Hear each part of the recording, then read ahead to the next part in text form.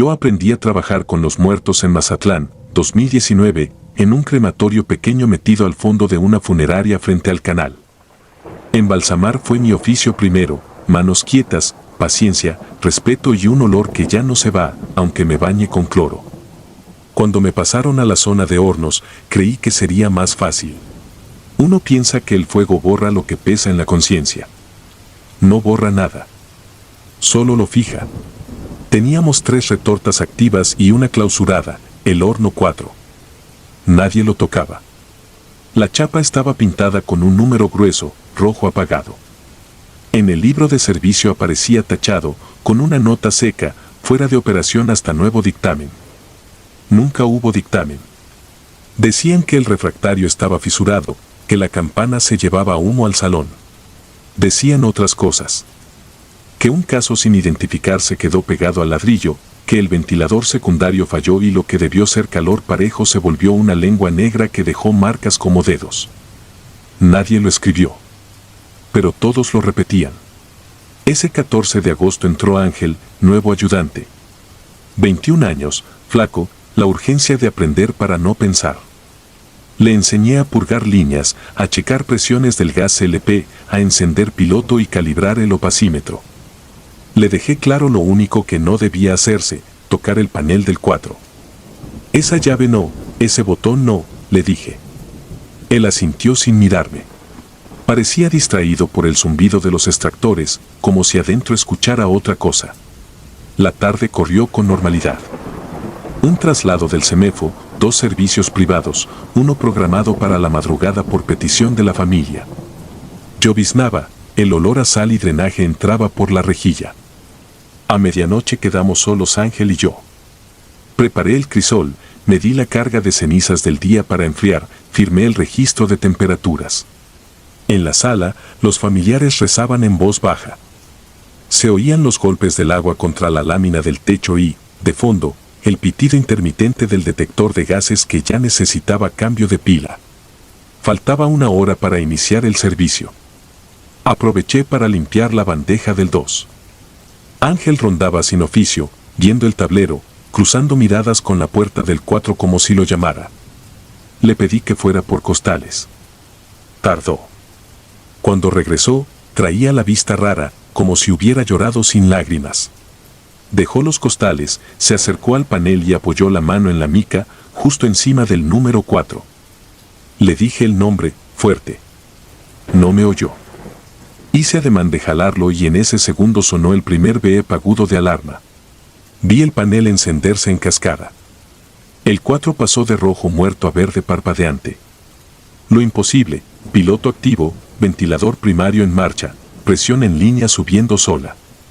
El motor vibró bajo mis pies. El opacímetro del 4, que llevaba meses plano, despertó con una aguja que pegó salto. Antes de que alcanzara el botón de paro, el visor lateral del horno 4 vomitó calor. No amarillo. No naranja. Un resplandor negro, espeso, como aceite prendido. El aire se volvió pesado. Olió a cabello húmedo, a cera de veladora, a llanta quemada. El pitido se volvió continuo y en mi pecho sentí una presión como de altura. Apagué de emergencia el suministro general. Cerré válvulas en orden, como me enseñaron, y corté el ventilador. El 1, el 2 y el 3 obedecieron. El 4 no. El zumbido siguió y el panel, en su columna, marcaba ron. Toqué la puerta de la retorta. No ardía. Estaba tibia, pero temblaba como si algo del otro lado respirara hondo. Ángel se había alejado sin moverse. Lo vi palidecer, sin voz. En el pasillo, el llanto empezó. No fue fuerte. No fue teatral. Fue el llanto de un bebé recién bañadito, con hambre, con frío. Un llanto que subía y bajaba, que hacía pausas como si tomara aire y se reacomodara la garganta. Me fui detrás del sonido, esperando que fuera eco del velorio del frente. No había nadie en la sala. Cerraron hace horas. El llanto seguía. Volví al cuarto de hornos y, al entrar, se volvió nítido, como si saliera de la caja de fuego. Me acerqué al visor. Solo se veía un humo espeso, oscuro, girando lento. Un humo que parecía tener peso. Puse la oreja a la chapa. Sentí un golpecito rítmico, como de mano abierta en superficie hueca. Entonces el BEP cambió de tono. El opacímetro del 4 marcó 100% de oscuridad de columnas. La alarma de flujo se encendió. Esas dos juntas no suceden sin cuerpo. Pero el 4 estaba vacío. Vacío desde hacía meses. Respiré hondo. Abrí el gabinete eléctrico para cortar desde el interruptor principal. El vapor me golpeó la cara. No estaba caliente, pero traía un olor dulzón como a pan frío y a ropa encerrada. Bajé el switch. Las luces del panel se apagaron. El zumbido se quedó. El llanto continuó, más cerca, y la chapa vibró 3 veces, cortas, secas. Sudé entero. No dije una palabra. Tomé la llave de seguridad que solo usamos cuando se apaga una flama descontrolada y la metí en el candado del 4. No debería. Ningún manual lo permite. Pero en ese momento yo ya no seguía manuales.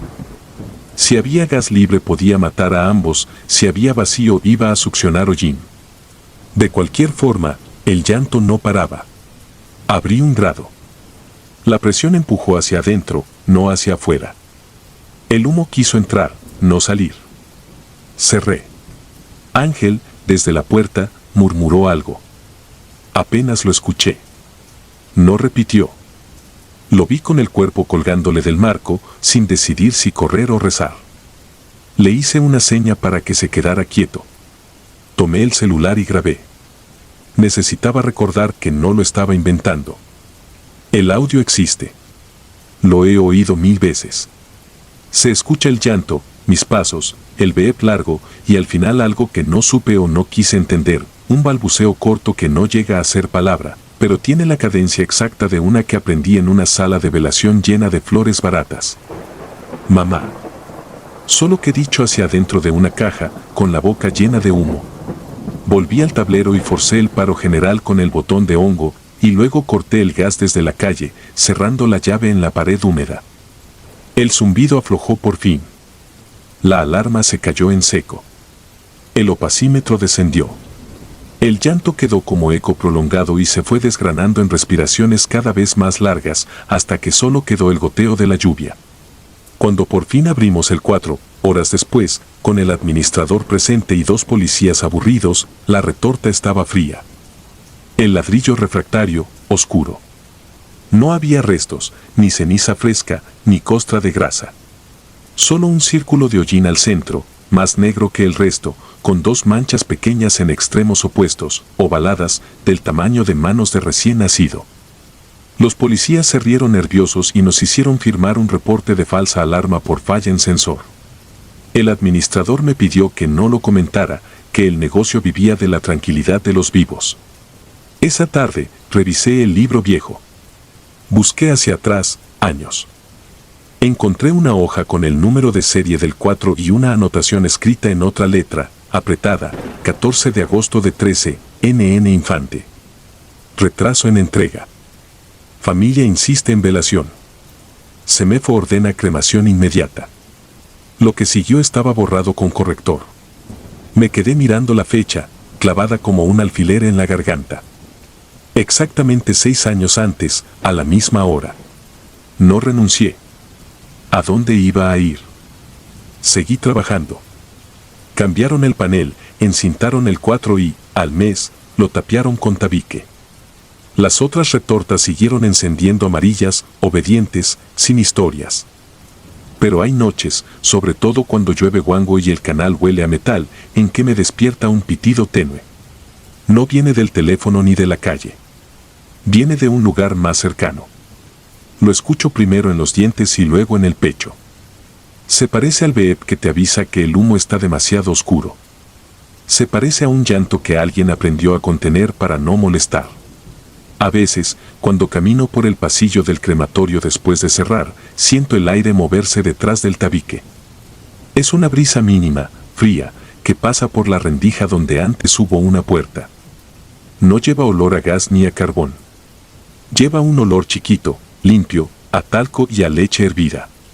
Y entonces vuelvo a escuchar el golpecito rítmico, 3 veces, cortas, secas, como si unas manos demasiado pequeñas tocaran desde dentro, no para salir, sino para recordar a alguien que cometió un error hace años, y que otro, más joven, lo repitió por curiosidad. No piden nada. Solo aseguran que el fuego, cuando se vuelve negro, no quema, guarda. Y que hay cosas que no deben encenderse nunca, aunque estén vacías. Porque no lo están. Nunca lo están.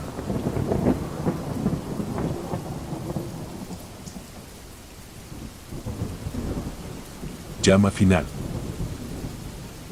No sé explicar por qué acepté el puesto de técnico auxiliar en el crematorio San Damián, al norte de Puebla. Tal vez porque el anuncio decía horarios continuos, paga semanal y yo necesitaba el dinero, tal vez porque siempre creí que los muertos callan para siempre. Pronto descubrí lo contrario. Era 2018, finales de octubre. Los hornos funcionaban casi las 24 horas por la saturación del panteón vecino. La gerencia insistía en despachar cada servicio en menos de 40 minutos, ingresar, calcinar, pulverizar, sellar la urna, limpiar la bandeja y avanzar al siguiente. Quien se retrasara debía justificarlo en un reporte que nadie quería escribir. Yo llevaba 3 meses sin fallar, moviéndome como reloj bien aceitado. Hasta aquella madrugada de miércoles. Llegó una camioneta blanca con logotipos del Ministerio Público. Traían un féretro metálico, sellado con remaches. El personal forense me entregó la carpeta, María de los Ángeles Duarte, 25 años, causa de muerte, hemorragia interna tras colisión frontal. No me fijé en la foto pegada al expediente, la cinta negra la cubría casi por completo. Firmé la recepción, escaneé el código y vi la hora límite, 3:45 de la mañana. 15 minutos para cargar y encender. Deslicé el ataúd hasta la plataforma móvil. Los rodillos rechinaron con un tono agudo que me crispó los nervios. Encendí el quemador auxiliar para precalentar la cámara. En el monitor aparecieron 890 grados centígrados estables. Introduje el féretro a medio cuerpo y me dirigí al panel de control para activar el ciclo. En ese instante sonó un ligero toc-toc, 2 golpes, desde dentro del ataúd. No fue eco de la cadena, no fue vibración del motor. Fueron nudillos humanos golpeando acero. Tragué saliva y mantuve la mano suspendida sobre el botón verde. Miré alrededor, sala vacía, solo el parpadeo del fluorescente. El aire olía a gas propano y flores marchitas. Escuché de nuevo, 3 golpes seguidos, más claros, urgentes. La lógica me gritaba que era imposible. Las normas me exigían seguir. El instinto me clavó los pies al piso. Recordé a mi supervisor repitiéndonos que, si algo parecía raro, verificáramos documentos, una hoja puede salvar tu empleo. Abrí la carpeta buscando incongruencias. Entonces lo vi, el acta venía firmada por mi padre.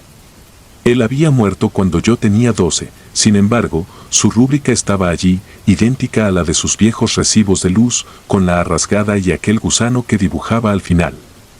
Sentí que el frío del mostrador me subía por los brazos. Otro golpe. Después, un susurro, sácame. Ni fuerte ni claro, apenas un aliento atrapado entre paredes de metal. Cerré los ojos. Intenté racionalizar, tal vez gases de descomposición, tal vez dilatación del féretro, tal vez una broma macabra de los forenses. Pero la voz sonaba viva. Tomé la llave de trinquete y quité los primeros tornillos. El metal estaba caliente aunque no había ingresado del todo. Retiré la tapa superior apenas unos centímetros y el interior exhaló un vapor agrio. Giré la lámpara frontal y el cono de luz reveló un rostro amoratado. Ojos cerrados. Piel curtida por la autopsia. Nada se movía. Pero cuando acerqué la mano al pulso carotídeo, los párpados vibraron. Se abrieron. Pupilas enormes. Me miraron con terror absoluto. Labios resecos se separaron milímetros y dejaron escapar un hilo de voz. No, era mi hora. Aparté la mano de golpe. La lámpara cayó y rebotó, alumbrando fugazmente el número de expediente grabado en la tapa del féretro, 102731, va. Ese mismo código apareció al instante en el monitor del horno y la pantalla se tornó roja como si alguien hubiera programado un ciclo automático. El quemador principal rugió encendiendo una llamarada interna que me quemó la cara a metros de distancia. Corrí a presionar el paro de emergencia, la luz System Lock brillaba fija, el software no respondía. El féretro empezó a avanzar solo, arrastrado por la plataforma hidráulica, chirriando sobre los rodillos oxidados. Di un salto y traté de jalarlo, pero un estallido desde dentro dobló la tapa, la presión me empujó hacia atrás. Sentí el golpe de calor en la espalda cuando la compuerta se cerró. El vidrio del visor se cubrió de un vaho rojizo. Grité, tal vez maldije, tal vez imploré. Nadie podía oírme. Dentro se oyeron golpes frenéticos, puños contra metal, y luego un chillido agudo que se fundió con el rugido del gas. Toda la estructura vibraba como si algo enorme pateara las paredes. Apreté puños, vi cómo los segundos parecían coagularse en el reloj digital. A los 10 minutos la máquina emitió un pitido, temperatura interna, 1120 grados centígrados. Los ruidos cesaron. Solo la combustión quedaba, generando remolinos anaranjados que bailaban detrás del vidrio. La puerta de la sala se abrió de golpe y el supervisor, don Ismael, entró con bata y linterna. Yo estaba empapado de sudor, jadeando. Preguntó por qué activé un ciclo sin autorización. Dije que el sistema se inició solo. Me ordenó bajarlo. Pero cuando presionó reset, apareció un mensaje que jamás había visto: ciclo completado. Supervisor, Ángel Duarte. El apellido Duarte me golpeó la cabeza. Volví a la carpeta, María de los Ángeles Duarte. Ángel Duarte. Mi supervisor prendió las alarmas de hallazgo irregular. Llegaron paramédicos, policía, personal de la fiscalía. 3 horas después lograron abrir la cámara ya enfriada. El féretro estaba colapsado, reducido a una lámina negra. Entre los restos hallaron algo que no debía estar allí, una pulsera de identificación hospitalaria con mi nombre completo y fecha de nacimiento. Y un mechón de cabello corto, color castaño, idéntico al mío. Me interrogaron hasta el amanecer. Revisaron cámaras, registros biométricos, bitácoras. De 2:55 a 3:48 de la mañana, todas las grabaciones eran estática. El archivo central se corrompió justo cuando la camioneta llegó. No localizaron al chofer ni al forense que me entregó el cuerpo. Los vehículos asignados al Ministerio Público aparecieron en sus garajes, sin haber salido esa noche. Los sellos de las puertas intactos. 2 días después, la Comisión de Protección Civil clausuró el crematorio San Damián por fallas eléctricas. Yo presenté mi renuncia. Nadie protestó.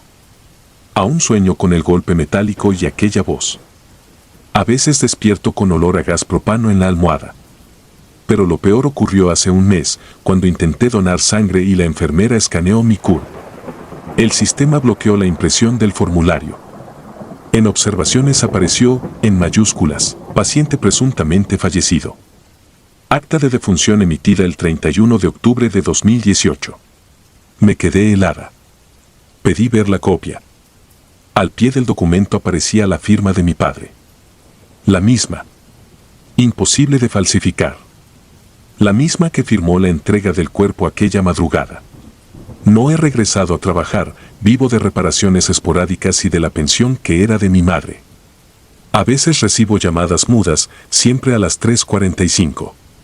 Otras noches, cuando la casa huele a ceniza, juro oír un toc-toc en la cocina, como 2 nudillos sobre una puerta de acero. Si le contara esto a alguien, diría que estoy loca, que el remordimiento puede fabricar fantasmas.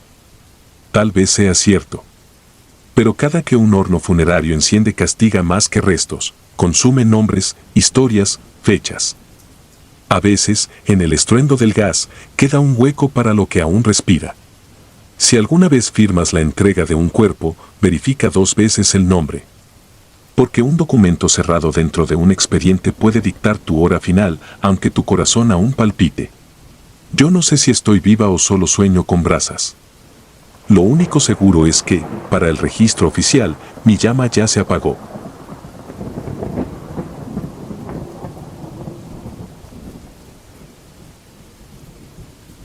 Fuego sin llama. Llegué al crematorio por necesidad, no por vocación. En 2015 me contrataron para cubrir turnos nocturnos cuando el vecindario dormía y el horno, al que todos decían retorta, trabajaba con la paciencia del metal. Aprendí rápido los controles, la compuerta guillotina, el ventilador de tiro, el quemador secundario que tragaba humo, los sensores de temperatura marcados con plumón sobre un tablero manchado de hollín. Me gustaba el orden de los pasos. Verificar el disco de identificación, revisar que no hubiera marcapasos, asegurar la bandeja, cerrar, purgar, encender. Era un trabajo que se sostenía en números y en tiempos. Lo que no pude aprender, al menos no con manuales, fue el silencio que se pega a la garganta cuando solo te acompaña el rumor del gas. El primer aviso me lo dio el ladrido apagado de los quemadores. Estábamos a media madrugada y hacía un frío seco. El horno estaba en mantenimiento, sin gas, con las puertas abiertas y la cámara secundaria a oscuras. Yo limpiaba con una brocha las cenizas que se cuelan por las juntas de los ladrillos refractarios. Pasé la mano por la pared interior y sentí el polvo suave como talco. Un zumbido leve cruzó la sala, lo atribuí al ventilador del cuarto de embalaje. Entonces el tablero lanzó una alarma de sobretemperatura. Miré el display y vi 920 grados. Era imposible. El gas estaba cortado, el termopar apagado, el motor de tiro desconectado. Noté un olor tibio, una grasa dulzona que me subió a la nariz como un recuerdo. Apagué la alarma y coloqué la palma frente a la boca de la cámara. No salía calor. Solo una brisa fría que parecía succionar el aire. En otro turno, tiempo después, me tocó recibir un cuerpo retirado del hospital sin familia. Dejé el féretro de cartón sobre la mesa metálica y comprobé el número en el disco. Había algo extraño en las manos del cadáver. La piel endurecida por el formol estaba levantada a la altura de los nudillos, como ampollas viejas. Lo registré sin darle importancia. A esa hora, uno aprende a no pensar demasiado. Inicié el protocolo y, cuando el quemador primario alcanzó el color naranja, cerré. El cascarilleo sordo del cartón desapareció y, como siempre, me quedé con el compás de las presiones. Fue entonces cuando la cámara del cremulator, el molino de hueso, vibró sola. No la había encendido. Me acerqué, abrí la tapa y detuve el tambor con la mano. Todavía había restos de la tarde, fragmentos porosos y fríos. Al retirarlos vi un patrón en el polvo que no era de la cuchilla del tambor. Eran líneas, como dedos. Pasé la brocha y las líneas volvieron a formarse, lentas, como si alguien dentro de la masa granulada respirara y dejara surcos al exhalar. Esa noche soñé con un compañero al que solo conocí por historias. Le decían el güero. Según contaban, un día de 2008 gritó frente a un horno apagado y se llenó de ampollas sin que hubiera llama. En el sueño estaba de espaldas, con el overol azul, la nuca roja y húmeda, y cada vez que intentaba tocarlo, el tablero rugía con la alarma de sobretemperatura. Desperté con el olor dulzón pegado a la lengua. No era humo. Era algo más denso, como si alguien calentara carne en su propio jugo. Intenté devolverme al orden. Compras de refractarios, grasa para bisagras, limpiar filtros, latas de pintura con códigos. Cambié el termopar, revisé el manómetro, apreté el prensaestopas del quemador. Nada explicaba alarmas con gas cortado. Tampoco explicaba las marcas en los residuos. Cuando convertimos hueso en polvo, lo que queda es un mapa de fracturas. Aquello, en cambio, parecía escritura. La primera vez que lo noté, eran 5 trazos paralelos y un sexto cruzándolos. Lo limpié, pensé en un reflejo, en coincidencia. La tercera vez ya no pude fingir. Los trazos se cerraban, giraban, dibujaban un óvalo incompleto. Si abría la puerta, el patrón se desvanecía con el movimiento del aire. Si me quedaba quieto, volvía, paciente, como si supiera esperar. El supervisor me pidió que no inventara cosas. Dijo que la mente se enreda fácil en la noche y que el cansancio fabrica fantasmas con la luz de los LEDs. Respondí con números.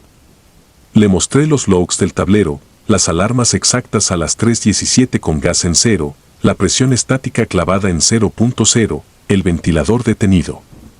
Se encogió de hombros. Me dijo que subiera la música. Que no me quedara tanto tiempo viendo el vidrio del visor. Que el peor enemigo ahí dentro era el pensamiento repetido. Obedecí a medias. Subí un radio barato y lo dejé prendido en una estación de noticias para romper el silencio. A las 2:49 el locutor hablaba del tráfico y de una fuga de agua. Yo preparaba la última carga. Era un hombre volumen alto por obesidad. Revisé los papeles, retiré el marcapasos con cuidado. Lo movimos entre dos y lo dejé en la bandeja. El horno había trabajado todo el día y el ladrillo guardaba ese calor que no quema pero cansa. Cerré, ajusté tiro, encendí. En el visor, al principio, solo humo. Luego la danza habitual del fuego tomando lo que le ofrecen. El radio cayó en un parpadeo y la sala se quedó con el crujido del metal. La lectura del tablero subió y, de pronto, volvió a marcar 920 con ese pitazo agudo que limpia el cerebro. El vidrio del visor se empañó por dentro. Apagué la alarma, tomé el registro en la carpeta, anoté la hora. Sentí hormigueo en el antebrazo izquierdo. Me remangué. Tenía puntos rojos, como picaduras de calor. Toqué con los dedos. Estaban fríos. Seguí el protocolo. Esperé los tiempos, abrí la puerta cuando ya solo quedaban brasas sin llama y fragmentos grises. El olor era intenso, casi dulzón. Con la pala de acero empecé a reunir los restos al frente. En el borde de la sombra vi una marca oscura en el ladrillo, alta, a la izquierda. Un óvalo incompleto, el mismo que había visto en el cremulator, pero ahora impregnado en la pared, donde el fuego lamió. Acerqué la linterna. Eran 5 dedos, hundidos en el hollín. No eran míos. Estaban desde dentro, hacia afuera. Apoyé la frente en el marco frío y sentí una presión mínima, como cuando un elevador se detiene y una parte del cuerpo tarda en aceptar que ya no sube. Terminé, pasé los restos por el cremulator, esperé a que el tambor dejara sus gruñidos y abrí. El polvo formó el óvalo otra vez y, esta vez, se cerró. Nada de brisa. Nada de error. Lo vi completo. Era el contorno de una boca. Noté de reojo algo brillante en el borde de la mesa. Era el disco de identificación. No lo había metido con los restos. Tenía el número correcto y, junto a él, con marcador negro, alguien había anotado una inicial y una fecha. La inicial era la mía. La fecha, el día en curso. Pensé en una broma. Miré alrededor. Solo el respiradero vibraba con su ronquido leve. Me ardió el antebrazo con un pinchazo, como si me apretaran una pinza caliente. Me quité el guante con torpeza. La piel levantada formaba burbujas pequeñas, ampollas claras que subían desde la muñeca hasta el codo. Puse la palma sobre el acero. El metal estaba helado. Fui al lavabo, abrí el agua, la dejé correr. El ardor no cedió. Al contrario, parecía crecer con cada latido. Me senté un momento, la cabeza entre las manos, el radio de fondo otra vez con su voz neutra. Cuando levanté la vista el visor del horno, que ya estaba opaco, mostró algo. Un rastro en el empañado, líneas trazadas desde dentro con un dedo. Tardé unos segundos en entender los golpes lentos que dibujaban una palabra. No era una palabra completa. Era un pronombre apuntando hacia mí. Busqué aire. Mi mano, mojada, dejó marcas en el piso. Di pasos cortos hacia la salida y el frío se volvió una pared. El sensor de la puerta principal parpadeó y no abrió. Teníamos un mecanismo viejo que a veces se trababa. Fui al tablero, bajé y subí pastillas, reinicié el sistema de acceso. Al volver a la puerta me di cuenta de algo ridículo. Llevaba en la muñeca un hilo de algodón con un nudo. No lo uso. No lo recuerdo. El hilo estaba negro por el hollín, pegado a la piel enrojecida. Intenté cortarlo con la uña. El nudo resistió. La piel debajo de ese nudo estaba blanca, sin marcas, como si todo el ardor evitara ese punto. Regresé a la sala. El horno exhaló un golpe de aire frío que movió una hoja de la carpeta. En esa hoja, impresa hacía meses, un reporte del evento de 2008. Alguien había subrayado con tinta vieja un párrafo sobre ampollas sin fuente de calor, termopares en cero, olor a grasa caliente. Al final, un comentario manuscrito en letra apretada, no acercarse si llama por el nombre. Me quedé un rato sin pensar, solo escuchando el motor apagado, la vibración de los tubos, el goteo del lavabo que no cerré bien. No escuché mi nombre. Escuché otra cosa. Un suspiro. No vino del horno. Vino de mi propia boca, pero no sentí que fuera mío. El aire salió de mí con ese perfume dulzón, como si alguien respirara a través de mis pulmones. No recé. No grité. Me quité el nudo del hilo con una navaja de la caja de herramientas. La piel se abrió en una línea, un hilo de sangre que olía a metal. El ardor se aquietó un poco. Tomé el disco de identificación y lo deslicé dentro de la bolsa con las cenizas ya molidas. Cerré, sellé, firmé la etiqueta con mi letra. Preparé el contenedor para la entrega. Volví a la puerta. Esta vez se abrió con el sensor como si nunca hubiera fallado. Afuera, el aire frío de la madrugada no tenía olor. Antes de irme revisé mi brazo bajo la luz blanca del vestidor. Las ampollas dibujaban algo. No eran redondas ni caóticas. Eran 5 puntos y un sexto cruzando. Estaban en el mismo orden que las marcas del cremulator. Entendí que el mapa no estaba en el horno ni en la pared, sino en mí. Entendí que el fuego existe sin llama, que a veces lo enciende la memoria de quienes pasaron por aquí y no encontraron salida. A veces nos usan como conducto para decir que todavía quema. Apagué todo. Dejé el radio sin volumen. Cerré con las 2 vueltas de llave. En el pasillo, la luz del sensor me siguió con pereza. El olor dulzón, por fin, se quedó atrás, como un animal al que no le abriste la puerta. No hablé de nuevo del tema con nadie. Hay cosas que se apagan si no las nombras. Y hay otras que te siguen por dentro, como un horno en mantenimiento que, de pronto, empieza a marcar 920 grados.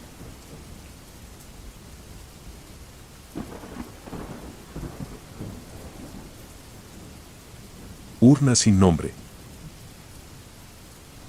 Me llamo Julián Soto y, aunque ahora soy vigilante nocturno de una fábrica, durante 10 años trabajé como auxiliar en el crematorio San Gabriel, un recinto modesto junto a la carretera federal 140, a las afueras de Jalapa. Aún me sudan las manos cuando recuerdo mi última guardia en aquel lugar, una madrugada de julio de 2018 que jamás he podido borrar. Nunca fui supersticioso. El olor metálico y la cal de los hornos me parecían tan normales como el humo del café. Pero esa noche descubrí que, en un crematorio, algunas cosas arden y otras se aferran al aire, flotando invisibles, hasta que encuentran un cuerpo donde posarse. El turno empezó a las 22. Mi compañero Marco se había reportado enfermo y el administrador no pudo conseguir reemplazo, así que yo cubriría solo. Encendí la única lámpara del pasillo principal, revisé que el horno 3, el más viejo, estuviera apagado y anoté en la bitácora que las cenizas de 2 servicios seguían enfriando en la cámara metálica. La urna de mármol verde destinada a la señora Domínguez reposaba sobre la mesa fría, sellada, al lado aguardaba una caja simple de pino para don Ernesto Salas. Todo lucía en orden, salvo un detalle, un sobremanila encima de la urna, con mi nombre escrito a mano y sin remitente. Dentro encontré la copia de un acta de defunción y un croquis infantil dibujado con crayones rojos. Mostraba una pequeña silueta de vestido, de pie frente al crematorio, sosteniendo algo entre brazos. No había palabras, solo flechas que señalaban la puerta de servicio. Pensé que era broma de Marco, lo guardé y seguí con mi ronda. Afuera, el viento traía olor a tierra mojada. El generador zumbaba distorsionando cada silencio. Aunque era julio, sentí frío al pasar frente al horno 3. En el piso polvoriento había huellas menudas, como si un niño descalzo hubiese corrido en círculos. Me agaché, acaricié la marca de un talón diminuto y el polvo se deshizo entre mis dedos como una piel vieja. A las 23:17 golpearon la puerta de metal. Cuando la abrí, una niña de no más de 9 años me saludó con la mano. Traía vestido blanco con flores azules y cargaba un oso de peluche gris. Su cabello, empapado por la llovizna, brillaba bajo la lámpara exterior. Mi abuelita me envió, dijo, sin mirarme directo, quiere sus cenizas. La frase me perforó los tímpanos, era idéntica al primer servicio que atendí en 2008, cuando otra niña pidió las cenizas de un abuelo que no existía. Recordé la advertencia de mi supervisor de entonces, si una familia no figura en registros, nunca entregues nada. Sin embargo, la lista confirmaba apellido Domínguez y la hora de retiro para la mañana siguiente. La única discrepancia era que, según el acta, la finada no tenía descendencia. ¿Podía tratarse de un error? Aún así, la mirada sombría de la niña me crispó.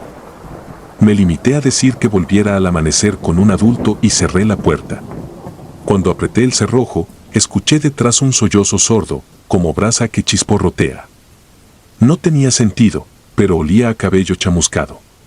Regresé a la sala principal y encontré el sobre manila abierto. El croquis ahora mostraba el crematorio desde arriba, con una línea roja que conducía del exterior directo al horno 3. Mi respiración se volvió pesada, sentí que el dibujo emitía calor. Guardé el sobre en el cajón y quise distraerme limpiando bandejas, pero cada chapa metálica que levantaba crujía como hueso fracturado. En el corredor, la luz parpadeó 3 veces y se apagó. Me quedé a oscuras algún segundo interminable hasta que el generador reinició. Al encenderse, el pasillo estaba lleno de polvo en suspensión, flotillas grises que parecían formar un rostro antes de dispersarse. A la 1:06 un estruendo metálico vibró en el techo. Creí que una lámina se había soltado por el viento, pero el radar de seguridad marcó movimiento dentro del horno 3, un sensor que solo se activa con calor o presión interna. El horno llevaba días sin usarse. Fui hasta la compuerta y apoyé la palma, fría. Sin embargo, algo raspaba detrás, como uñas sobre ladrillo. Recordé que en 2015 ese horno falló y abrió la puerta en plena cremación, el operador murió por inhalación. Desde entonces lo sellaron y solo se usa emergencias. Volví corriendo a la oficina y marqué al administrador, pero su celular estaba fuera de servicio. El reloj avanzaba lento y mi mente veía a la niña clavada frente a la puerta, creciendo en la negrura. Tomé valor y decidí revisar cada sala con la cámara de mano. En la pantalla térmica vi silueta humana de baja temperatura en el pasillo lateral, altura aproximada de un niño. Caminé hacia allí con el corazón desbocado, la cámara dejó de captar justo al llegar. Solo hallé pequeñas huellas que resplandecían como brasas al espejo de la lámpara, para luego desvanecerse. A las 2:40 escuché la puerta principal abrirse sin llave. Me asomé, la niña estaba dentro, estática, mirando la urna de mármol. El oso colgaba de su brazo torcido, sus ojos de vidrio parecían burbujas hirviendo. Abuelita quiere irse, murmuró, y la bombilla estalló sobre ella. Oscuridad. La luz de emergencia alumbró solo medio pasillo, la niña había desaparecido. Supuse alucinación, pero el cristal de la urna tenía huellas infantiles manchadas de hollín. Decidí encerrar la urna en la bóveda de seguridad, una cámara subterránea donde guardamos restos sin reclamar. Bajé por la rampa de concreto, con la urna abrazada al pecho. El corredor olía a colilla apagada. En la penumbra, sentí peso extra dentro del recipiente, como si la ceniza se licuara y golpeara las paredes de mármol. Al llegar al fondo, la puerta de acero se atascó, luché con la manija mientras algo detrás de mí musitaba un arrullo. Un aliento helado me rozó la nuca y, sin pensarlo, arrojé la urna dentro y cerré de golpe. No vi nada, pero mi oído registró el tintineo de una risita seca tras la puerta. Subí a trompicones. El pasillo principal estaba cubierto de ceniza fresca, como nevada gris. De pronto, el sensor del horno 3 chilló y el display mostró 900 grados centígrados, temperatura imposible sin gas ni ignición. La compuerta vibraba, lista para ceder. Me arriesgué a acercarme y noté algo escrito con hollín sobre el metal, ya viene. Un estruendo sacudió los muros y el horno se abrió de golpe, una humareda densa se alzó, formó la figura de la niña, luego de una anciana cuya boca ardía como crisol.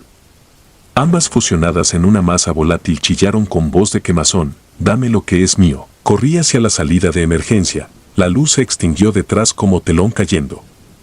Al llegar a la puerta, encontré la urna de nuevo en mis manos, caliente, pulsante, como corazón recién extirpado.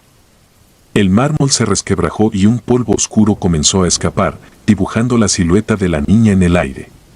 Intenté soltarla, pero la tapa parecía soldada a mis dedos. Con todas mis fuerzas la lancé contra el suelo de concreto, explotó en un estallido sordo. Cenizas se elevaron formando un remolino que engulló la sala.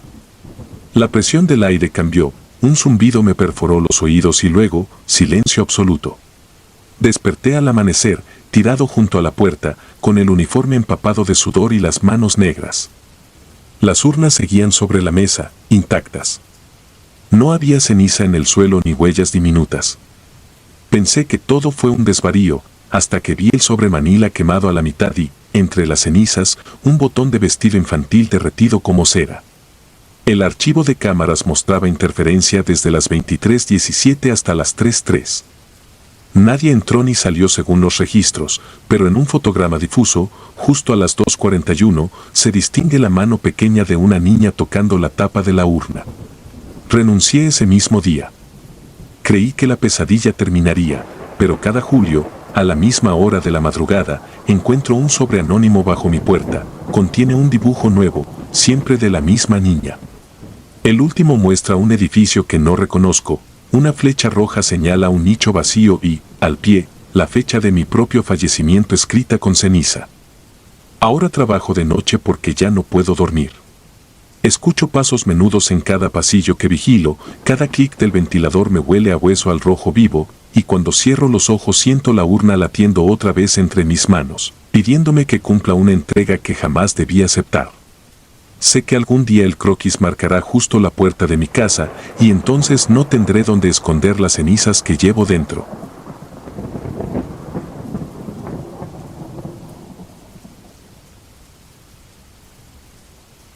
Tres golpes. Me llamo Jesús Valenzuela. En 2017 yo llevaba 11 años preparando cuerpos en la funeraria de mi familia, en Guamúchil, Sinaloa. Aprendí desde abajo, levantar servicio, aseo de salas, luego maquillaje, sutura mandibular, drenaje carotídeo, trocar para cavidades, empaques de vísceras y, cuando tocaba, acompañar el traslado al crematorio que está pegado al panteón municipal. Es un oficio sereno si se le pierde el morbo.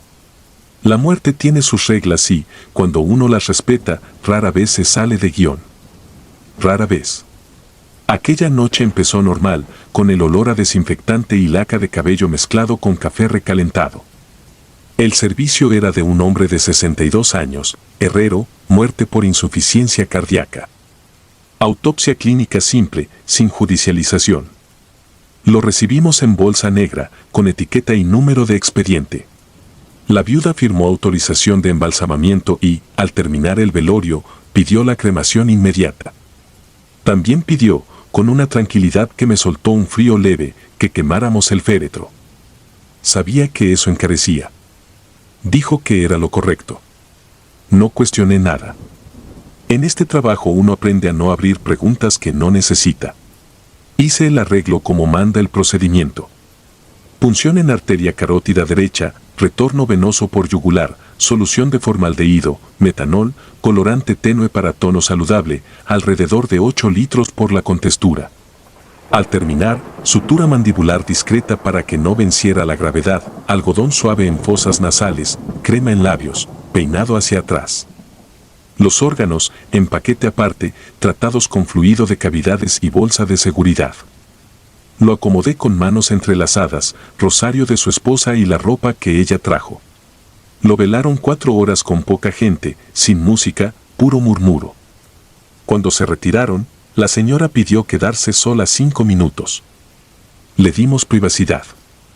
Salió con los ojos rojos, pero sin una lágrima. Mi primo Julián y yo movimos el féretro al pasillo del horno. El H2, nuestro principal, ya estaba a temperatura de trabajo.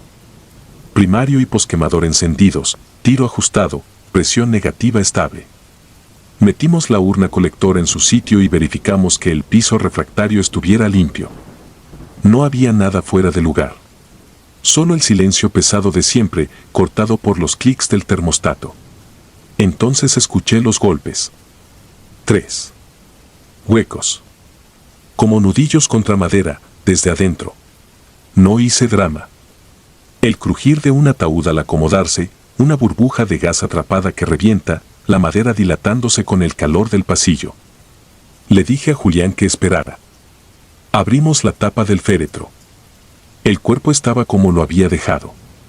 Ni un músculo en tensión, ni rastro de movimiento. La piel, ya con ese tono de cera que adoptan a las horas. Volvimos a cerrar. Empujamos hacia la banda y avanzamos despacio. Cuando el borde del ataúd entró al horno, el metal del riel vibró y el ruido del quemador llenó el cuarto. Otra vez, 3 golpes. Más secos. Julián me miró sin hablar. Le subí un poco al aire para mejorar la combustión. El calor lamió la caja. El barniz reaccionó y soltó un olor dulce, aceitoso. 1 minuto. 2. Entra la fase de llama viva, la que hace que los tendones se contraigan y parezca que patean. Sucede a veces. Un par de palmadas sordas, algún chasquido de articulaciones, y se acabó. Pero no se acabó. Lo que siguió fue un golpeteo constante, siempre en series de 3, durante casi toda la primera hora. 3 golpes, respiro del quemador, 3 golpes, silbido del tiro. El cuerpo estaría reaccionando entero, me decía. O la madera quebrándose en capas. A ratos pensé que el sonido venía del portón del pasillo, no del horno. Me acerqué al visor. La caja ya ardía abierta, formando ese techo de llama que se dobla hacia adentro cuando el aire la succiona. El rostro del difunto estaba negro, la mandíbula caída por la retracción, dientes blancos brillando entre el carbón. No habría manera de que nada golpeara. Aún así, los escuchábamos. Solo paró cuando el ataúd colapsó y el esqueleto quedó expuesto, rojo-blanco. Con la pinza larga moví un poco la cadera para reacomodar y acelerar el consumo. Cerramos, esperamos. Hicimos papeleo. Julián, que suele decir burradas para soltar tensión, no dijo nada. Yo escuchaba, sin querer, latidos donde solo había gas y fuego. 2 horas y tantos minutos después, el horno marcó condiciones para apagar. Dejé el posquemador un rato más. Cerramos válvulas, aseguramos y bajamos la compuerta. El velador, don Agapito, se quedó en la funeraria. Yo me fui a casa con el ruido pegado en el oído. A la mañana, lo primero que hizo don Agapito fue contarnos que toda la noche, desde la 1 hasta casi amanecer, escuchó que tocaban el portón de lámina que da al crematorio. Siempre de a 3. Prendió la luz patio por patio, no vio a nadie. Los perros del panteón no ladraron. El viento estaba dormido. 3 golpes, otra vez, cada tanto. Me lo dijo sin teatralidad, como quien comenta que se fue la luz en la colonia. Gente vieja que ya vio todo. Yo asentí. Quise culpar a la dilatación del metal por el calor acumulado. Revisé el colector de cenizas. El peso me inquietó. Para un hombre de ese tamaño debía rondar los 2,5 kilos, quizá 3. La báscula marcó casi 3,5. Parte podía explicarse por la ceniza del ataúd, por clavos metálicos, por el vidrio del visor que a veces suelta partículas. Aún así, era mucho. Tamizamos. Salieron fragmentos de tornillos, 2 clavos y un trozo fino de metal con 3 pequeños abollones, alineados, como si alguien lo hubiera golpeado con los nudillos. Lo noté y me entró un frío breve, pero lo eché a la bolsa de residuos metálicos y seguí. No quería contaminarme la cabeza. Al mediodía llegó la viuda por las cenizas. Entró sola. Tomó la urna con una calma rara, como quien recoge una encomienda que esperaba. Me preguntó si todo había salido normal. Dudé un segundo. Le dije que dentro de lo esperable, sí. Sonrió y me cortó el aire. Dijo que en vida su marido dejó dicho que no quería cremación. Que se aferraba a la cripta de su familia, pero que ya no les alcanzaba mantenerla. Dijo que él era terco, que si lo quemaban, no iba a dejar en paz a los encargados. Lo dijo casi con orgullo. Sacó del bolso un fajo de billetes, propina para el personal. Agradecí por educación. Cuando cruzó la puerta, el portón de lámina tronó 3 veces, seco, sin viento. No se amontonó nadie a ver. Solo nos miramos Julián y yo. Los días siguientes, el portón golpeó de madrugada. No diario, pero sí seguido. 3 golpes. A veces un grupo de 3, y horas después, otro. Cambiamos bisagras, engrasamos, soldamos un ancla para que no vibrara. Nada. El velador empezó a poner una silla recargada contra la lámina, como si sirviera de algo. Una noche, a las 3:13, se disparó la alarma del H2 sin que estuviéramos calentándolo. Llegué en 10 minutos. El panel marcaba tiro invertido y puerta sin sello. Todo estaba cerrado.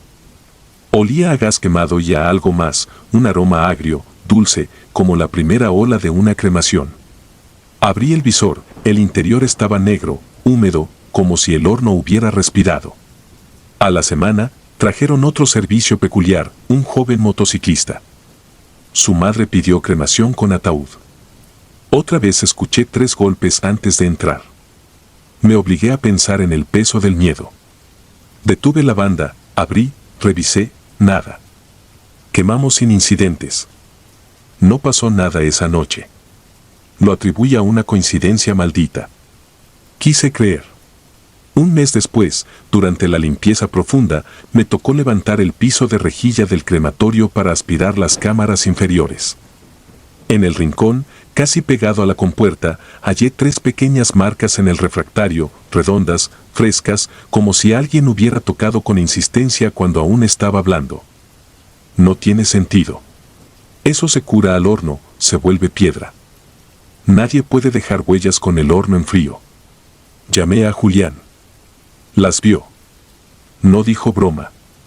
Trajo un cubo con mortero y, sin que lo acordáramos, las cubrió. Desde entonces, los golpes se espacian. No desaparecen. Se presentan como recordatorio. A veces cuando estoy solo preparando un cuerpo, con la sala vacía, oigo, desde el pasillo de hornos, 3 golpes y un silencio que pesa. Termino lo mío, cierro con todo el respeto, y salgo. No es terror de película. Es un saber en el estómago de que hay voluntades que no se apagan con el calor.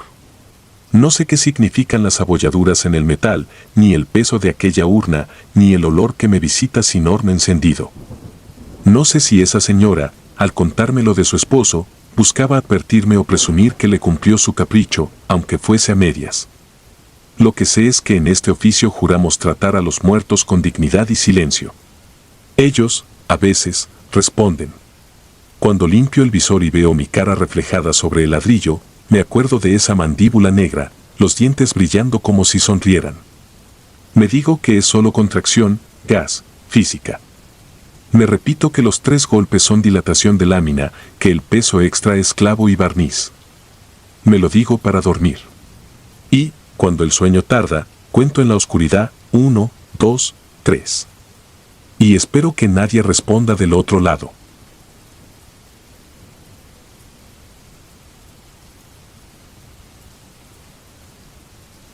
Llama con pulso. Soy operador de un crematorio en Puebla desde 2010. Aprendí solo, viendo a otros, oliendo lo que nadie quiere oler, entendiendo que el fuego no borra todo, deja marcas, hábitos y un polvo que se pega en los pliegues de la memoria. Trabajo de noche porque la ciudad es más callada y la chimenea no molesta a nadie. También porque los papeles llegan tarde y los familiares prefieren que el último paso ocurra cuando no miran. El horno es de ladrillo refractario, gas LP, 2 quemadores y una cámara secundaria para los gases. La puerta tiene un visor redondo del tamaño de un puño. Cuando cierro la compuerta y tiro del pestillo, el mundo se vuelve un zumbido de ventiladores y un rugido controlado. La cabina siempre huele a mezcla de cemento tibio, metal y algo dulce que no admitimos en voz alta. Antes de cada ingreso, reviso el número de etiqueta, el pasemaquer si lo hay, el peso aproximado, la hora de defunción, la autorización con firma. Lo hago en automático, como lavarse los dientes. Aquella noche, marzo de 2018, estaba solo. La guardia de seguridad se había ido a rondar y el administrador salió a entregar una urna. En la hoja de ingresos, la hora de defunción marcaba 26 horas antes, causa natural. Sin marcapasos, sin objeción. Traía la placa de acero con el número de control, la misma que coloco en el interior del horno para que acompañe la carga y luego la recojo de la bandeja de cenizas. Nadie sabe cuántas historias se quedan grabadas en esas placas sin humo. Abrí la compuerta. La boca del horno era negra, aún fría, llevaba 20 minutos precalentándolo, temperatura base de 200 grados, apenas un aliento templado. Transferí el cuerpo desde la camilla rodante hasta el carro de carga. Pesa distinto cuando ya no hay tensión, es un peso puro, resignado, que se asienta en los codos del que empuja. Deslicé el carro, alineé los rieles, distraje la mente pensando en la lista de pendientes, afilar la espátula, limpiar la tolva del cremulator, reponer guantes. Mientras empujaba, el ventilador principal se detuvo un segundo y volvió a arrancar. La presión negativa hizo un sonido hueco en la boca del horno, como si aspirara con prisa. Lo he oído otras veces. El aire en una retorta siempre parece un animal respirando. Cerré la compuerta con el pestillo de leva, giré la válvula del gas, pulsé el encendido.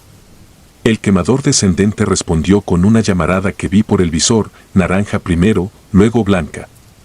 La llama lamió el ladrillo y se estabilizó en un rugido parejo. Ajusté la mezcla hasta que el indicador marcó 650 y subiendo. Entonces lo escuché. No fue la madera crujiente de un ataúd, porque ya no había ataúd. No fue el estallido clásico del cráneo al calentarse, ese golpe seco que en la primera semana me hizo agarrar la pared. Fue un grito. No largo, no teatral. Un trozo de voz que buscaba aire. Un acortado, como si algo le tapara la boca por dentro. Apagué el quemador en reflejo y corté el gas. El silencio me aplastó los oídos. Me quedé con la mano en el botón, mirando el visor. Dentro solo había calor turbio y ladrillo latiendo. Golpeé el vidrio con el nudillo y esperé. Nada. Abrí la compuerta un palmo, lo suficiente para que el aliento caliente me pegara en la cara. No se debe, pero lo hice. El olor cambió, un golpe húmedo y ácido que conozco demasiado bien. No había movimiento. Cerré de nuevo, respiré por la boca, volví al tablero. Revisé el expediente. Hora de defunción, 14:20 del día anterior. Certificado, sello, firma. Llamé al número del médico para confirmar, pero colgó un buzón con voz cansada. Pasé la página 2, con las instrucciones de la familia. Entrega antes del mediodía. Todo seguía encajando. Un grito sin cuerpo es como un tornillo en la suela, lo sientes en cada paso por más que no lo veas. Encendí otra vez el quemador, con la mezcla más pobre para que subiera la temperatura despacio. 700, 760, 820. La cámara secundaria encendió sola a 900 y el ruido cambió de tono. A esa temperatura, los huesos se vuelven vidrio y luego harina. Me quedé pegado al visor. En los reflejos del vidrio veía mi cara cortada por el aro de metal, mi ojo como un lunar oscuro, y detrás, sombras que no sabían ser sombras. El grito volvió. Esta vez más claro, más adentro. No sino un aliento que se quiebra, una vibración que aprendí a reconocer en las noches, alguien que quiere que lo oigan y ya no tiene cuerpo con qué. Fue ahí cuando el intercomunicador del pasillo chirrió.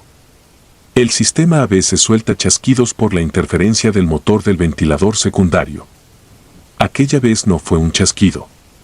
Fue una palabra arrastrada que no quiero escribir. No porque no recuerde cuál fue, sino porque la oigo tal cual si la escribo.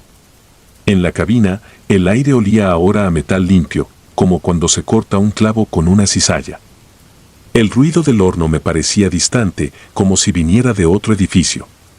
Me senté en la banqueta de plástico, con las manos húmedas dentro de los guantes, y pensé en las explicaciones que me han enseñado a repetirme: gases atrapados, músculos póstumos, resonancias en el ladrillo. Lo dije en mi cabeza, una por una, como oraciones. Cuando la temperatura marcó el pico de 1000, el vidrio del visor se puso casi opaco de luz. El cronómetro decía 52 minutos. Me levanté, bajé gradualmente la mezcla, sostuve el ambiente hasta que el indicador empezó a caer. En el crematorio hay tiempos que se respetan por seguridad, pero también hay tiempos que solo los entiende la mente. Yo sabía que abrir todavía no era seguro. A los 72 minutos, apagué por completo. Esperé los 5 de rigor con la compuerta cerrada. Luego abrí. Una ola de calor seco y olor a ladrillo viejo me dio en la garganta. El interior era un paisaje de brasas y hueso. Tomé la vara para acomodar fragmentos y vi la placa de acero, oscura, deformada en una esquina, con el número aún legible. La recogí con la pinza y la dejé sobre la mesa fría. Empujé los restos hacia la bandeja, con cuidado, sin pensar en anatomías que ya no tenían nombre. Mientras la bandeja descansaba, preparé el cremulator. Se parece a una batidora industrial, un tambor que reduce todo a granos finos. Antes de verter, siempre reviso que no haya metal perdido, tornillos, prótesis. Pasé el imán por costumbre. Algo golpeó por dentro de la tolva, un tintineo corto, como si se hubiera soltado una moneda. Detuve el movimiento, abrí. No había nada. Vertí las cenizas. El tambor giró con su zumbido espeso. Me quedé mirando la placa de acero, todavía tibia, y noté algo que no entra en los procedimientos. A la placa le habían quedado pegadas pequeñas partículas blancas, como sal petrificada, formando líneas que no eran al azar. No me gusta este tipo de asociaciones, pero los ojos se entrenan para leer incluso donde no hay tinta. Las líneas dibujaban un patrón. Podía ser un reflejo, sí. También podía ser una palabra. La misma que había rasgado el intercomunicador. Lo negué adentro, como siempre. Apagué el tambor, crivé las cenizas, llené la urna con el embudo. Pesaba lo que debía pesar. Sellé, pegué la etiqueta. Dejé la urna sobre la mesa de entrega, puse la placa encima. Fui al tablero para anotar hora de salida. Cuando miré el reloj, me di cuenta de que habían pasado 4 horas. La noche en el crematorio a veces se comprime y a veces se expande. Cuando el reloj marcó las 7, la guardia volvió, el administrador regresó con café frío. Yo me había quedado callado, con los dedos vibrando de un cansancio muy distinto. Entregamos la urna a las 8:20. La familia entró con ojos que no quieren mirar. No hubo preguntas. Se fueron en silencio, como si realmente el fuego borrara algo. Pasé el resto de la mañana limpiando. Al vaciar la bandeja de enfriamiento, encontré una segunda placa de acero, idéntica, con el mismo número, doblada justo al revés que la otra. No debería existir. Una placa por carga, no 2. Me quedé con una en la mano y la otra sobre la mesa. Llamé al administrador para mostrarle. Dijo que seguramente se había quedado una placa olvidada de otra cremación, que luego la registrábamos. Asentí. Nadie quiere que falte algo en un oficio que concluye lo que ya no se puede corregir. Guardé ambas en el cajón, una al lado de la otra, como 2 paréntesis vacíos. Esa noche, al cerrar todo, la cabina estaba limpia, el tablero apagado, la retorta con su boca hermética. Caminé por el pasillo donde cuelgan los overoles y por un momento el intercom se encendió solo, un respirito eléctrico. No dijo nada. No necesitaba decirlo. En el visor del horno, que por inercia siempre miro antes de irme, el vidrio redondo devolvía mi cara y detrás, esa especie de vibración leve, una pulsación que no viene del gas ni del ladrillo ni del ventilador. Lo he vuelto a escuchar desde entonces. No cada noche. Solo cuando llega alguien con horas perfectamente certificadas, dientes contados, papeles sin huecos.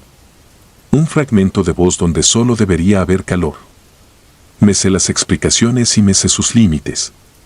El fuego hace su trabajo, el registro queda, la urna se entrega. Lo demás se queda aquí, en el cableado viejo, en la porcelana de la pared, en el aire que sube por la chimenea y pasa invisible sobre las azoteas. Si alguna vez vienen de noche por la colonia y sienten un soplo caliente en la calle, como si un edificio entero suspirara, no piensen en fábricas ni en clima. La ciudad exhala por nosotros. Y a veces, aunque nadie quiera admitirlo, el fuego respira de vuelta.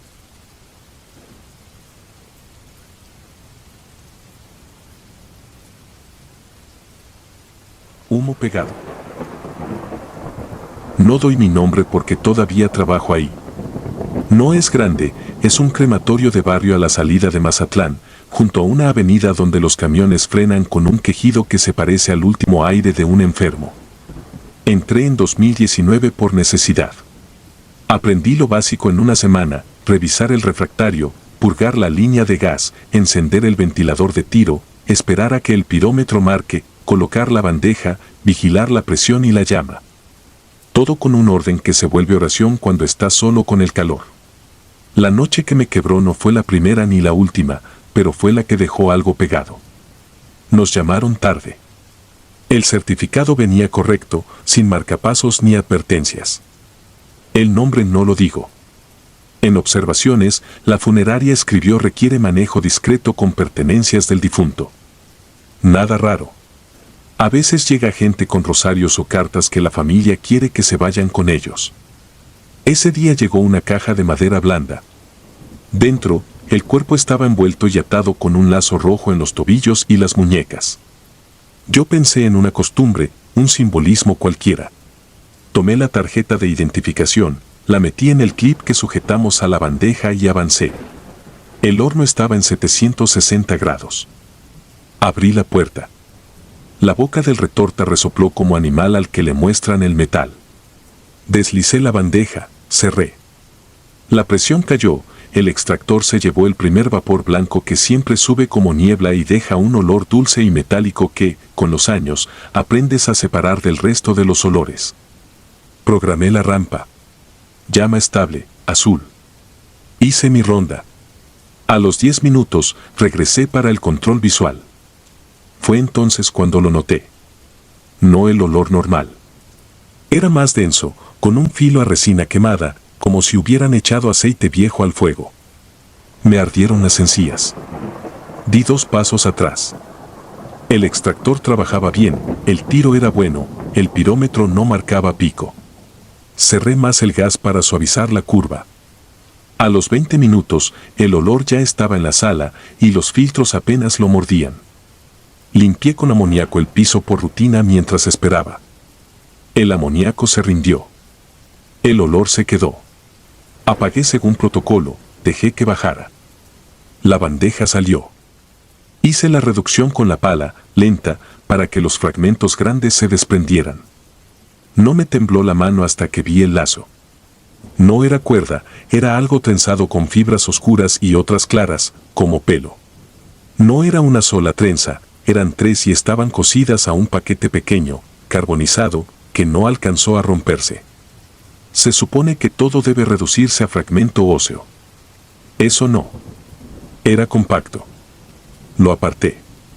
Revisé que no hubiera metal. Agarré el imán para prótesis, por si quedaba tornillo. Nada. Me quedó mirando el paquete desde la bandeja.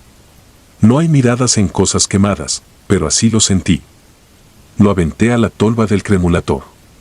Cuando la molienda terminó, pasé las cenizas por el separador y vi algo que no debió estar. Un hilo de cobre, finísimo, retorcido en espiral, casi hermoso. Lo tomé con la pinza. El olor me volvió al estómago como si fuera agua tibia. Lo tiré a residuos. Sellé la urna con el sello y la tarjeta. Entregamos. Pensé que ahí quedaba. Al día siguiente, cuando abrí la puerta del horno para revisar el ladrillo refractario, el olor estaba ahí, fresco, como si acabara de apagarlo. Pero no lo había encendido. No había trabajado nadie en la madrugada. La campana estaba fría. La chimenea no subía calor. Y aún así, ese olor, la resina quemada, la grasa con azúcar, el cobre cocido, se quedó flotando, pegándose a la lengua. Abrí todo para ventilar. Me fui a desayunar con la camisa impregnada. En la fonda no me terminaron el café. ¿Quemaste plástico?, me preguntó la señora sin verlo como pregunta. Me puse la chamarra aunque hacía calor.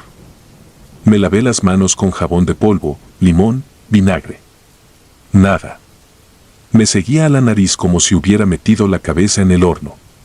Volví al trabajo con esa sensación de traer el olor por dentro.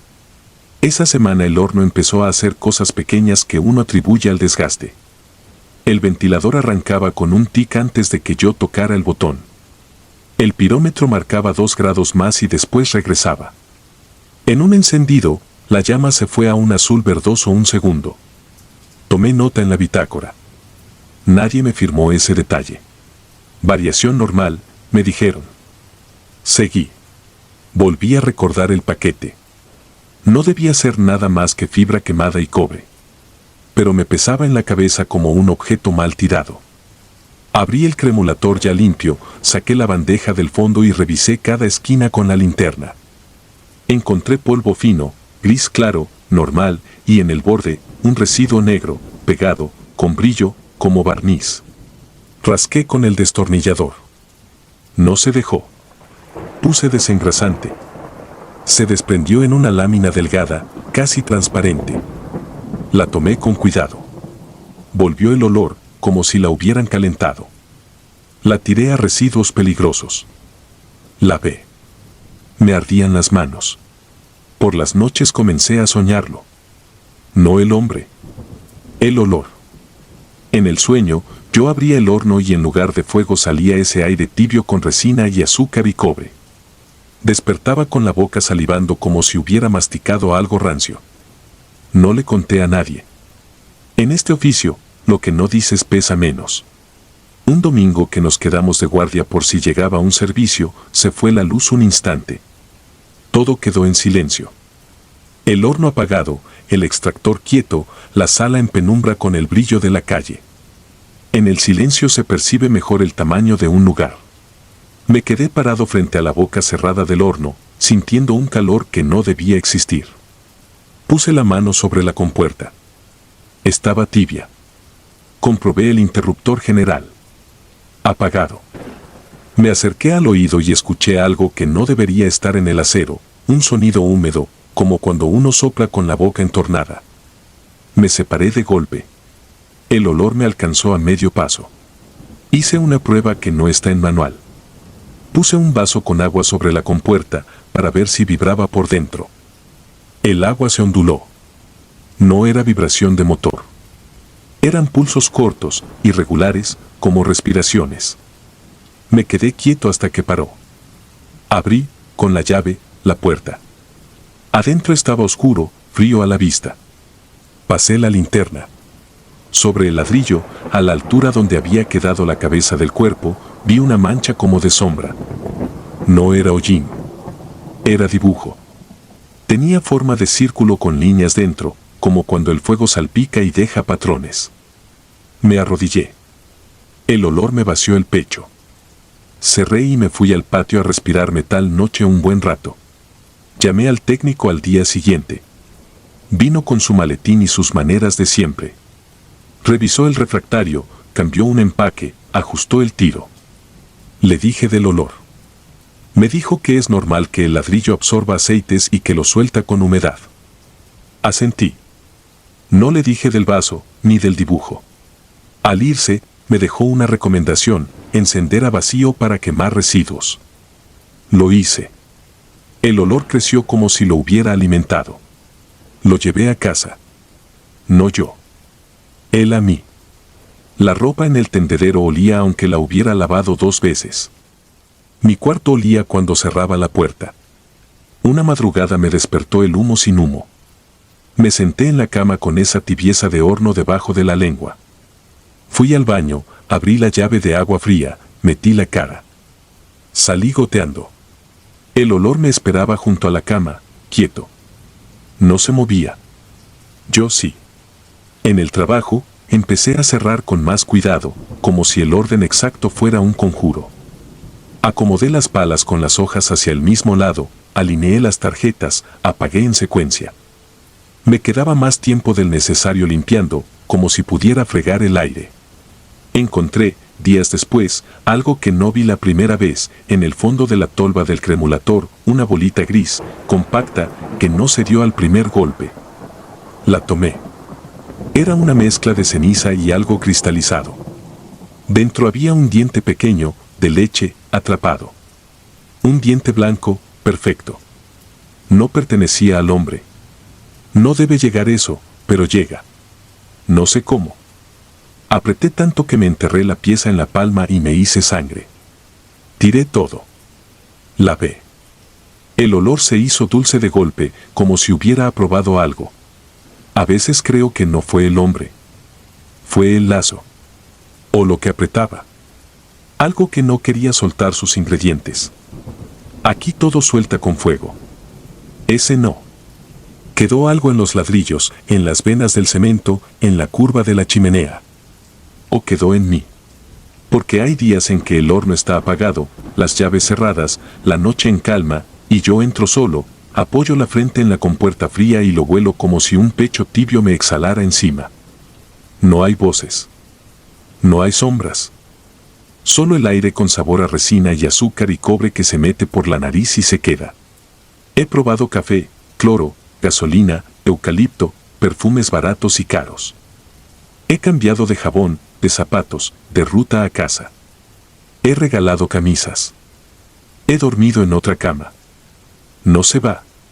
Sigo trabajando porque el hambre pesa más que el miedo y porque descubrí que, cuando el horno está encendido y el olor normal de trabajo domina, él se esconde.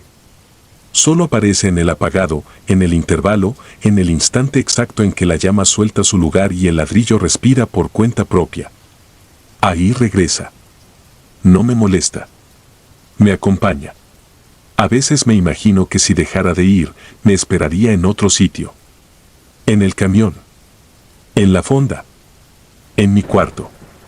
Prefiero que me encuentre donde nació. Cuando toca mantenimiento mayor y desmontamos las tapas y los filtros, me quedo el último. Reviso que no haya chispa, que el gas esté muerto. Apago la luz, cierro la puerta del cuarto de hornos y camino a ciegas hacia la compuerta, guiado por la inercia de tantos pasos. Pongo la palma sobre el acero frío. Cierro los ojos. No llamo a nadie. No digo nada. Respiro y espero. Y siempre, siempre, antes de que mi pulmón pida el siguiente aire, llega el suyo primero. Tibio. Dulce. Metálico. Pegado. Y entiendo que hay cosas que el fuego no disuelve. Solo las vuelve parte del que mira el fuego. Y yo sigo mirando.